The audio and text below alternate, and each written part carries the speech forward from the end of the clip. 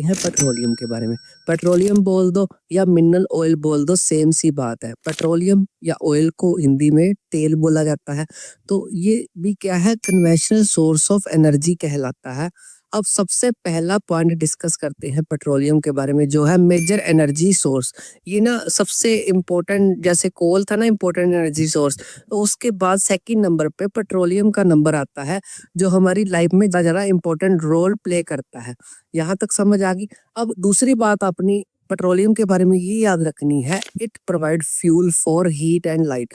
ये जो पेट्रोलियम होता है ये प्रोवाइड करता है, फ्यूल प्रोवाइड करता है। फ्यूल मतलब तेल, वही सेम सी बात होगी। अब हम तेल का यूज किस में करते हैं, एक तो हीट प्रोड्यूस करने में, गर्मी प्रोड्यूस करने में, और लाइट प्रोड्यूस करने में भी फ्यूल का यूज होता है। समझ आ गई एक बात, सिंपल सी बात है ना। अगर आपके पास कोई भी तेल है, मिट्टी का तेल है फॉर एग्जाम्पल, तो उससे हीट भी प्रोड्यूस होएगी, उससे लाइट भी प्रोड्यूस होएगी। ठीक है, 2 पॉइंट समझ आ गए। आगे हम बात करें जो पेट्रोलियम है ना, मोस्ट इंपॉर्टेंट लाइन है ये, petroleum act as nodal industry. इसका मतलब ये है, जो पेट्रोलियम की इंडस्ट्रीज होती है ना, वो नोडल इंडस्ट्रीज होती हैं। नोडल इंडस्ट्रीज का मतलब क्या होता है, मेन इंडस्ट्री जिसके बेस पे बाकी सारी इंडस्ट्रीज चलती हैं।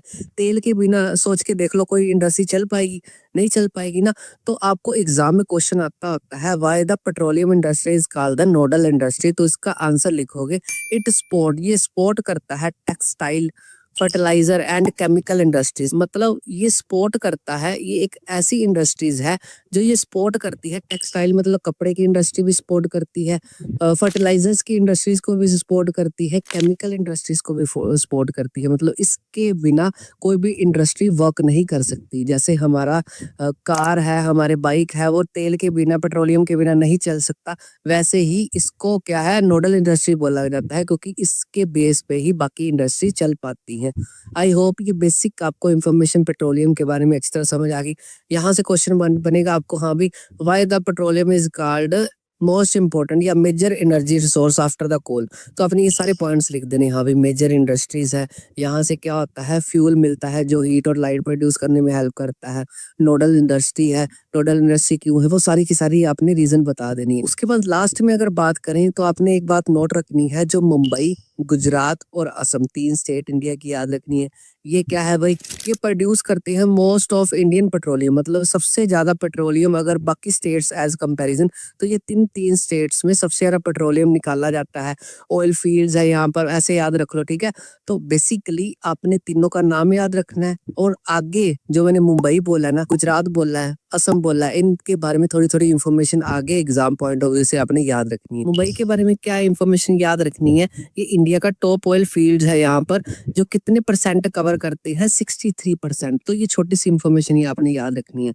आगे बात करें गुजरात और असम, दोनों के दोनों इंपॉर्टेंट ऑयल फील्ड्स हैं इंडिया के। अगर आ जाए आपको इंपॉर्टेंट ऑयल फील्ड्स बताओ, टॉप का तो मुंबई है ही है, और आपको आ जाए हाँ भी इंपॉर्टेंट कौन सा है, तो गुजरात और असम क्या है, इंपॉर्टेंट ऑयल फील्ड्स है। और गुजरात में एक जगह है भाई, उसका नाम याद रखना पड़ेगा, अंकलेश्वर। तो Ankleshwar in the Gujarat is the most important oil fields. आपको एग्जाम में क्वेश्चन आएगा गुजरात की हाँ भी मोस्ट इंपॉर्टेंट ऑयल फील्ड का नाम बताओ, तो आपने बताना है अंकलेश्वर। अंकल से याद रख लो, ऐसी सांगुडारी ना। अंकलेश्वर कहाँ पर है, गुजरात में। गुजरात में अंकल गए, ऐसे आप याद रख सकते हो, आप कुछ भी करके याद रखना है। उसके बाद लास्ट में बात करें असम की, असम की दिग्बोई एक जगह है, इंपॉर्टेंट ऑयल फील्ड की कैटेगरी में आती है। आई होप ये सारा का सारा कंसेप्ट आपको पेट्रोलियम के बारे में अच्छी तरह समझ आ गया। इसमें जितने भी क्वेश्चन बनेंगे मैं सारे के सारे नोट्स पे दे दूंगा, जिसमें पेट्रोलियम से रिलेटेड कोई भी क्वेश्चन आपका एग्जाम पॉइंट ऑफ व्यू से छूटेगा नहीं।